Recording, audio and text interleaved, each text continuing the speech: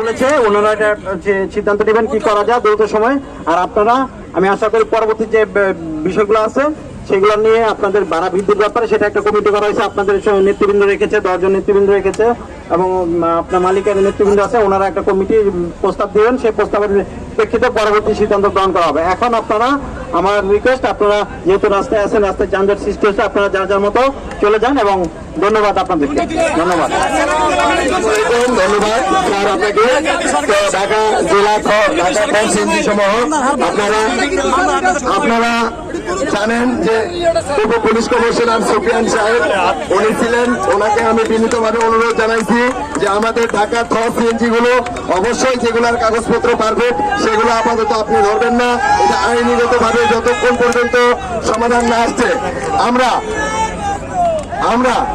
আমরা ঢাকা তো সিএনজি যারা কিনেছি দীর্ঘদিন মালিকদের অত্যাচার অন্যায় সহ্য করে আমরা ঋণ করে দেনা করে ধার করে নিজের গাড়ি নিজে চালাই, আমরা যাত্রী সেবা নিশ্চিত করে ঢাকার আশেপাশে এলাকা থেকে অল্প ভাড়ায় ঢাকাতে মানুষকে সেবা দিয়ে থাকি। আমাদের এটা একটা মিনি অ্যাম্বুলেন্স, এগুলো আমি তাদের বোঝাইতে সক্ষম হয়েছি। এবং আমাদের ঢাকা মহানগর ছিল 129 বর্গ কিলো, আপনাদের যদি কেউ প্রশ্ন করে অবশ্যই বলবেন, সেই ঢাকা মহানগর 141 কিলো, 141 বর্গ কিলো ঢাকা জেলা এরিয়া একাইটা ঢাকা মহানগর বড় করছে। আমার জায়গা সরকার ঢাকা মহানগরকে দিছে, এটা আমাদের যৌক্তিক দাবি। কেননা আমাকে ওই জায়গা দেখায় রোড পারমিট দেওয়া হয়েছিল, সেই জায়গা কাজটা মহানগর এলাকায় দিবেন, আমি যাবো কোথায়? আমরা এদেশের সন্তান, রোহিঙ্গা না, দাবি মানতে হবে। 2 থেকে 3 হাজার ঢাকা থ গাড়ি সমূহ যারা আমাদের সংগঠনের আওতায়, তারা অবাধে ঢাকাতে চলবে। ঢাকা জেলার যে ঢাকা থ গাড়ি, ঢাকা জেলার সিএনজি অটোরিকশা মালিক শ্রমিক ঐক্য কল্যাণ সোসাইটির উদ্যোগে আজকে যে বিআরটি চেয়ারম্যানের সঙ্গে এবং উপ পুলিশ কমিশনারের সঙ্গে মিটিং হয়েছে, সেখানে আমরা পরিষ্কার বলে দিছি আমরা কোন রোহিঙ্গা না। আমাদের ঢাকা থ গাড়ির যে মালিক সমিতি, তাদের প্রতিনিধি সব জায়গায় রাখতে হবে। এবং আমাদের কথা এবং আমার ওখানে বলার পক্ষে আমাকে সেই কমিটিতে তারা রেখেছে। যে 10 জন শ্রমিক সংগঠনের নেতা, তার ভিতরে আমার নাম ওখানে লিখেছে তারা। ইনশাল্লাহ আপনারা যার যার এলাকায় সবাই কমিটি গড়ে তোলেন এবং ঐক্যবদ্ধ থাকেন। আমাদের দাবি, আপনারা মনে করবেন 95% আমরা পেয়ে গেছি। শুধুমাত্র আপনাদের ঐক্যতা থাকলে ইনশাল্লাহ আমরা বাস্তবায়ন করেই ছাড়ব। সম্মানিত উপস্থিতি, এতক্ষণ ধরে যে মিটিং হয়েছে চেয়ারম্যান মহোদয় সহ উচ্চ লেভেলের কর্মকর্তা সহ, আজ থেকে 900 টাকা জমা নির্ধারিত হয়েছে। এই 900 টাকার জমার অতিরিক্ত গ্যারেজ ভাড়ার নামে বিভিন্ন পার্কিং মার্কিং যা আছে গাড়ির মোছার নামে কিচ্ছু দিবেন না। 900 টাকা গাড়ির জমা নির্ধারিত আজকের থেকে হয়েছে, আজ সেই বিকাল থেকে 900 টাকা জমা দিবেন। ক্লিয়ার কথা?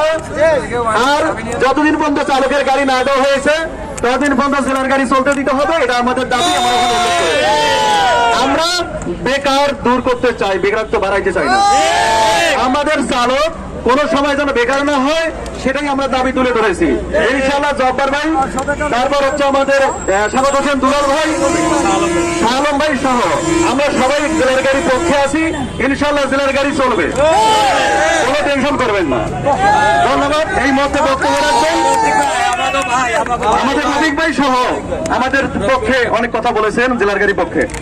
ইনশাআল্লাহ আমাদের মাঝে এখন কথা বলবে Dhaka metropolitan auto tempo auto rickshaw শ্রমিক ইউনিয়ন 2640-এর সাধারণ সম্পাদক আব্দুল জব্বার ভাই। রফিক ভাই আমার বক্তব্যের বদলে রফিক ভাই বক্তব্য দিব।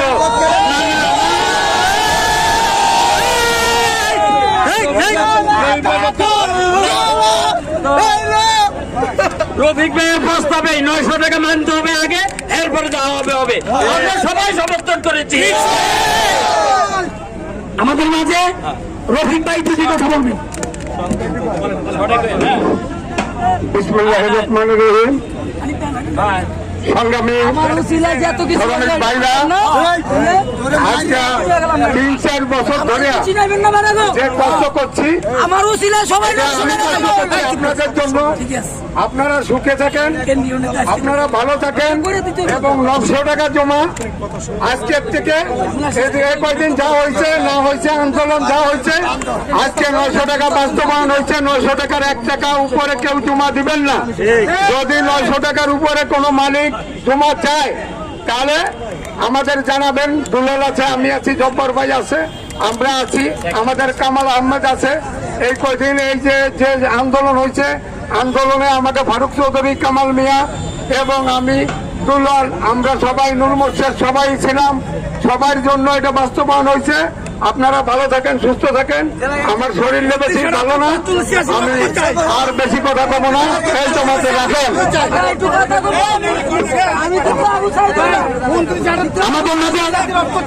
আমাদের প্রথম যাত্রাবাড়িতে আমার বাইকটা প্রথম গাড়ি বন্ধ করছে। পেয়ারালির গেছে আমার বাইকটা, নাম কি নয়ন প্রথম গাড়ি বন্ধ করছে। ওই নায়ক আমাদের মাঝে 29 কার্যকারী সভাপতি নূর মোর্শেদ ভাই কথা বলবেন। সংগ্রামী সহযোদ্ধা শ্রমিক ভাইরা, আমাদের আন্দোলন, আমাদের সংগ্রাম, আমাদের পথ বাস্তবায়ন হয়েছে। বলেন আলহামদুলিল্লাহ। মালিক সমিতিকে আমরা দোষ দিব না, তারা বিগত দিন তাদের কিছু স্বৈরাচার সরকারের দালাল হয়ে কাজ করছিল। এই স্বৈরাচার ভাগছে, তার দালাল হয়ে ভাগছে। আমরা এই দালাল আর এই বাংলার বুকে ঠাঁই দিব না ইনশাআল্লাহ।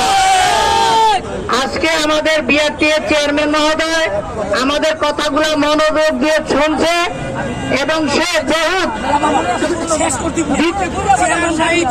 পরিচয় দিয়ে আমাদের শ্রমিকদের পক্ষেই রায় দিয়েছে।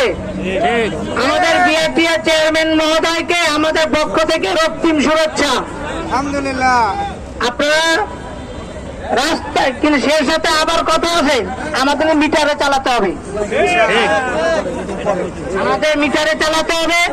আমরা যে দাবিগুলো আজকে ভিতরের থেকে আপনাদের জন্য নিয়ে আসি, আমাদের নারী যদি আপনারা রাখবেন, সেটা রাস্তায় কিন্তু মোবাইল কোড থাকবে। মোবাইল কোড কিন্তু মিটার চেক করবে, সাবধান মিটারে চালাবেন। আর নো পার্কিংয়ের ব্যাপারে দুলাল ভাই বলবে আরো। আমি যদি সব বলি আমার সেক্রেটারি সাহেব তো হলে জায়গা পাবে না। তা আমরা আপনাদের কাছে দোয়া চাই, আমাদের জন্য দোয়া করবেন, আমরাও দোয়া করি। আজকের মতো আল্লাহ হাফেজ। আমার সাথে আরো অনেক নেতৃবৃন্দ আছে, বলবে, দোয়া করবেন। ধন্যবাদ।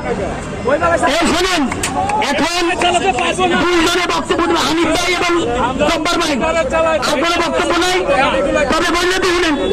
আচ্ছা, বললে দিতেছি, আপনারা খিলগাঁও, যাত্রাবাড়ি, কাফরুল, মোহাম্মদপুর সহ বিভিন্ন থানায় যারা আন্দোলন করছেন, কষ্ট করছেন, আপনাদের শ্রমের ভূমিকার কারণে আজকে হয়েছে। আপনি আমাদের সংগঠন যারা যারা করেন সবাই নিজ নিজ থানায় যোগাযোগ করবেন।